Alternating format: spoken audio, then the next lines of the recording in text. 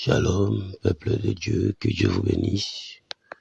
C'est votre humble serviteur, Enoch Babinga, les chasseurs, bien-aimés dans le Seigneur. Nalingi na ngonga oyo, toyeba lisusu ko partager message kouta epai na Nzambe. Bien-aimés, la Bible nous dit, le Seigneur parle tantôt d'une manière, tantôt d'une autre. Et amona banda message oyo, Ninatika ngonga oyo na se ya loboko na Nzambe. Nzambe alola kumbama lisusu mokili na nyonso mobateli malamu. Je laisse ce temps entre tes deux sentiments. Laisse que ta grâce, ta faveur soit au milieu de nous. Que ta puissance nous accompagne au nom de Jésus-Christ de Nazareth. Amen. Oui, bien-aimé, Nzambe a pambola yo papa, a pambola yo mama, ontozwi libaku ya koyeba koza na ngonga oyo na ebite oza na République démocratique du Congo, na Congo Brazza, na Angola, partout na monde pe na Afrique mobimba. Bien-aimé dans le Seigneur, Nzambe aza na balolenge na ye ya koyeba na ko juge pe lolenge na ye ya koyeba ko sala makambo na ndenge ye ayebi na kolingela.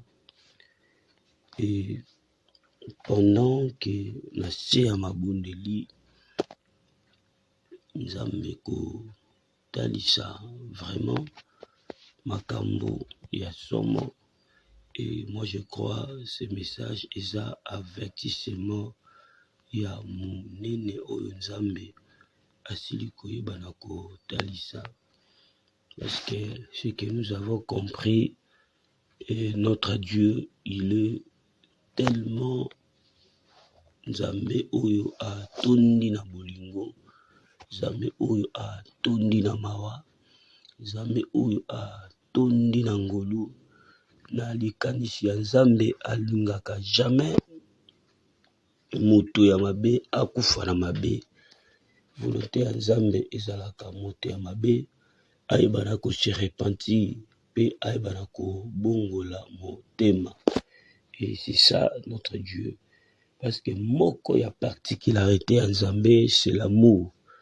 Parce que Dieu est amour. Pe pour Nzambe koluka ko bikisa mokili et ezalaki kaka na bolingo. C'est pour cela la Bible nous dit, car Dieu a tant aimé le monde qu'il a envoyé son Fils unique afin que quiconque croit. Donc nous avons compris que Dieu il est amour. Oui, bien-aimé dans le Seigneur, na butu ya lelo et ils a message oyo Nzambe asu kotalisa ngai. J'avais vraiment un profond sommeil et na sima mabondeli et puis Nzambe koyeba na ko lobela ngai makambo ya lolenge oyo. Et pendant que na bandaki ko zala na se ya profond sommeil, Nzambe ko talisa ngai message oyo. Et je crois que ce message ezali message ndenge na utukoloba ya avertissement, parce que Dieu fait grâce à qui il veut. Et pendant que je priais, nazomona bazo memangai na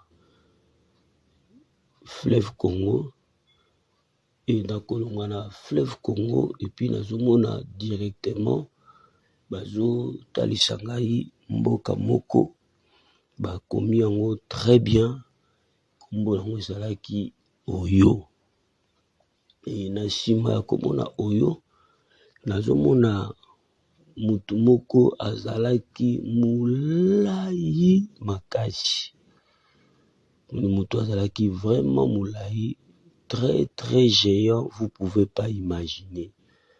Et mutu azalaki géant avandi na kiti. Et tango avandi na kiti, subitement namoni na se ya kiti na ye moto ezopela makasi na kiti na ye. Et tango moto ezopela, nazomona moto ebandi kopela ezozikisa ba makolo ya kiti. Or nous savons très bien soki moto ezopela makasi ezozikisa makolo ya kiti, subitement kiti wana ekozala susu na makasi te ya koyeba kosetenir, to na makasi te ya koyeba kozala stable, pe makasi te ya koyeba kozala toujours debout. Ekosala ete kiti wana esebana kosekrole po kiti wana ekweya. E nazomona kiti oyo epi ntango kiti bandi kopela, et namoni directement cet homme qui était vraiment un géant. Nazomona mutu wana aye kokwea na se, akwei na se. E Nzambe kotalisa ngai pe koloba na nga boye, na moma oyo tozokende tokomi na moma oyo ya avertissement. Et j'ai compris pourquoi le Seigneur a voulu qu'on traverse ngai na nzela ya fleuve Congo. C'était sûr et certain kolobela ngai pour ces deux pays voisins, au Bisotobonango ba pays or que spirituellement ezala Congo Brazzaville, ezala Congo na biso ya RD Congo, c'est presque le même. Que les avertis spirituels vont comprendre ce que je suis en train de parler. Et j'ai compris que Nzambe kolobala biso boye, une grande partie à liberté Afrique et dépendaka na fleuve Congo, c'est-à-dire ça dépend aussi na les deux pays na biso oyo.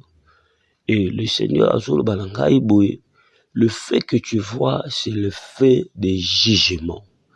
C'est le feu des condamnations. Eza moto oyo kopela makasi pona koyeba kokweyisa bato, pona koyebisa kokweyisa bato baza puissant. Mais Nzambe azo tika temps pour que bato oyo bayeba ko changer comportement, bayeba ko changer attitude, bayeba ko changer leur façon de se mettre encore, leur façon de diriger. Et je vis cette chaise moto de Jésus Pela, et na terme qui moto wana ekoyeba na kosala ete kiti wana esekroule makasi. Et Nzambe koyebisa biso eza jugement oyo ezoyeba na kotelema. Et kolokolo ba jugement oyo soki ekomi na suka, personne ne peut se tenir, pe mutu moko te akoyeba na ko résister liboso ya jugement oyo, parce que ekozala jugement ya ye moko Nzambe. Yango Nzambe azobeta matangwa na oyo etali repentance, surtout na ba dirigeant na biso, surtout na bato oyo Nzambe atie bango liboso lokola bakambi ya mboka. Et le Seigneur insiste que la chaise oyo ezopela eza pouvoir moko ezolinga ekweya. Mais le Nzambe soki azopesa avertissement atikeli yango temps pour que na temps oyo etikali repentance ezala sincère, changement ebana kozala sincère. Parce que j'ai compris, même si le Seigneur te parle d'un danger qui va arriver dans ta vie, c'est que Nzamba lingio. Nzambe suka lobeli o danger wana azana posa danger wana ekomela ote me ozonga na se ya makolo ya Nzambe. Et quand mutu azonga kate, et de là le Seigneur azalaka sans pitié, azalaka sans pardon. Na lingi totanga vexe oyo que le Saint-Esprit m'a inspiré, et tout en Psaume chapitre 7, le verset 12 à 13. Dieu est un juste juge. Dieu s'irrite en tout temps. Si le méchant ne se convertit pas, il aiguise son glaive, il bande son arc et il le vise. Bible zoloba Nzambe azali mosambisi ya sembo. Nzambe azali na kanda petango nyonso. Et soki moto na mabe ayamboli te, Nzambe aegizaka akomisaka glaive oyo eza instrument ya jugement eza lokola epée akomisaka yango lisusu makasi mpona koyeba na kovize epuis ntango Nzambe avizaka glaive to avizaka epée mpe mopanga na ye personne ne peut tenir, personne ne peut esquiver. Mopanga ya Nzambe baparadaka yango te, baskivaka yango te. Et Dieu nous insiste ya koyebisa même bakonzi na biso kozonga vraiment la repentance, de revoir certaines choses. Et précisément, Dieu a vêtu aussi les dirigeants. Il y a notre pays, moi j'appelle ça comme ça, notre pays, Congo-Brazzaville. J'ai vu un homme géant assis dans une chaise et il y avait le feu dans cette chaise et Bandeko s'allumer. Si quelqu'un est assis dans la chaise, ce qui mot toujours peut la subitement, allez-y comprendre que mot toi n'est quoi fêter même ou toi vandi. Mais Nzambe kobeta tangwa pe ko pesa révélation oyo pe na koyeba kozongisa batu nyonso baza na mauvaise voie na nzela. Et Bible zoloba Nzambe atikelaka mutu temps ya ko se repentir, mais soki a se repentir te Nzambe utilisaka glaive. Et si le Seigneur utilise ces glaives, c'est pour les jugements. Si le Seigneur utilise ces glaives, c'est pour abattre quelqu'un. Si le Seigneur utilise les glaives, ils ont symbole de jugement et pour n'abattre oyo baeba na bako nuire ba peuple pour n'abattre ba koyeba ko sala des choses où ils ont droité liboso ya Nzambe et de là le Seigneur exerce son jugement et Nzambe kotalisa et cette chaise brillait vraiment na moto moko ya makasi. Bien-aimé dans le Seigneur, toujours comme en phase oyo Afrique et kozala libérée et développement d'Afrique, j'ai dit, ça dépend aussi na ba mboka na biso oyo mibale. Et Nzambe azana plan moko ya malamu. Et nous croyons que avant l'avènement de Jésus-Christ, ba mboka na biso oyo et koyeba na kozwa liberté bamboka na biso oyo ekoyeba kozwa kimia bamboka na biso oyo ekoyeba kopambola bamboka na biso oyo ekozwa esengo oyo Nzambe alaka biso uta basakoli ya kala. Bien-aimé, Nzambe azaka na posa moto mabe akufa na mabe te, mais Nzambe azaka na posa moto mabe à se repentir. Et c'est aussi le message pour tout le monde. Pour des gens, quand quelqu'un fait le mal, directement, il devient méchant envers le Seigneur. Quand quelqu'un fait le mal, directement, il devient l'ennemi du Seigneur. Quand quelqu'un fait du mal, directement, il incite la colère de Dieu. Quand quelqu'un fait du mal, directement, le Seigneur prépare un jugement pour cet homme. Mais avant que le Seigneur prépare les jugements, Dieu laisse le temps. Namutu ayambola, a changé nzela, a bongola motema, a sala ce qui est droit, a sala ce qui est correct. Et c'est le temps. Tant o Nzambe atikaka mutu, ezate ke Nzambe azayuma, mais ezake Nzambe linga kande mutu na mabe akufa na mabe te. C'est pour cela pesi biso verset biso. Si les méchants ne se répondent pas, ils l'aiguisent, se glaive et ils le visent. Bien-aimés dans le Seigneur, petit à petit, le monde toujours qu'on atteindre avènement Yamakambu, Yakozonga Jésus-Christ. Dieu a besoin que chacun de nous Yakozonga Nanzela. Parce que quand la colère de Dieu viendra, Tokozala épargner nous tous.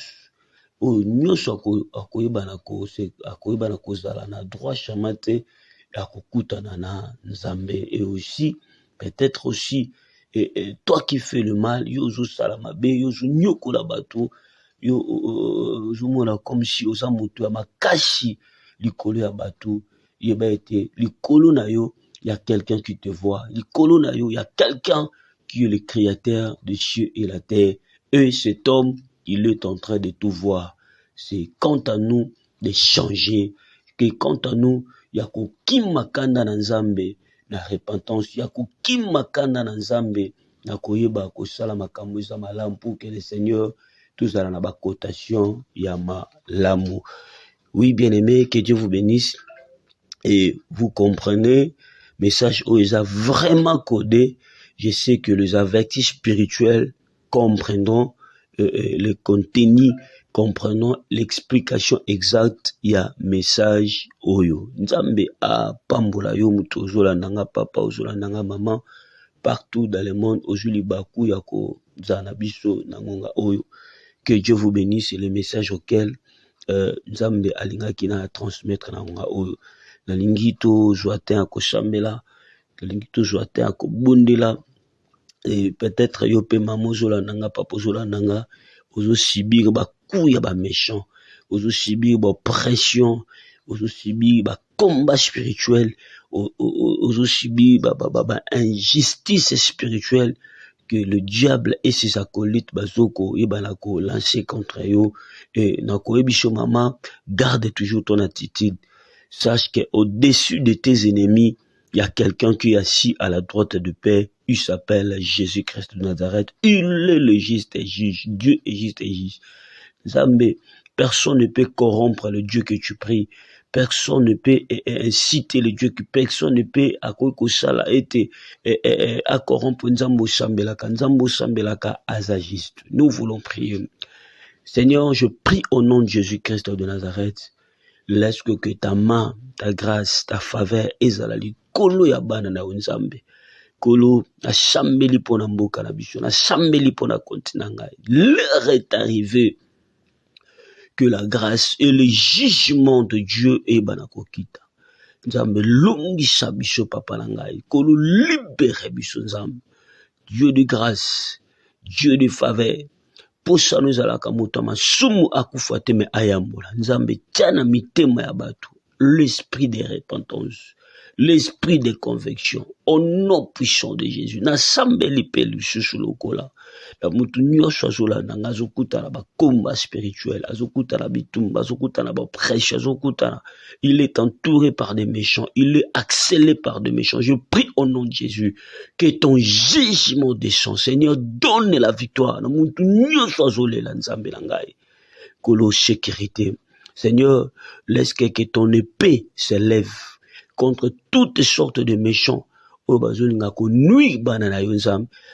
confondre, comprendre que notre Dieu a tikakatan, mais quand a yakana jugement, personne ne peut résister. Dans le nom puissant de Jésus-Christ de Nazareth. Amen. Oui, bien-aimé, que Dieu vous bénisse. C'est votre humble serviteur Enoch Babinga. Zamba Pamola Mama fait ça une très large diffusion, partagez le message, s'abonner encore dans notre chaîne massivement. Et c'est aussi la façon que tu es en train d'évangéliser autrement. Parce que ces derniers moments, toujours qu'il est presque nabangonga suka, il faut vraiment que il faut vraiment que ya repentance. Que Dieu vous bénisse. Yom toujours libaku ya koiba na kolanda biso na ngonga oyo. Et pour plus de détails, mon numéro c'est plus 243 89 50 79 749, plus 243 89 50 79 749. Tu as aussi besoin d'assistance, il y a prière, d'orientation quelconque, et n'hésitez pas de nous contacter. Nzambe akusangate ko pambola yo. Et puis, bien aimé, et nous sommes déjà en plein champ d'évangélisation. Toujours kende bisikanyo, toujours kota, toujours bima. Et parce que c'est la mission auquel Dieu nous a donné d'évangéliser. Je crois avec la régie, comme on a sport des Ozuleka. Toi qui veux encore mettre la main, de pousser par la prière, une assistance spirituelle, physique, morale, financière, n'hésitez pas de nous contacter. Surtout aussi, dans un moment, il va prier parce que c'est pas facile d'aller, c'est pas facile de conquérir, mais nous avons aussi besoin de vos prières pour que le Seigneur nous protège, nous donne encore la force, nous donne encore cette envie-là. Parce que ça n'a pas été belé, mais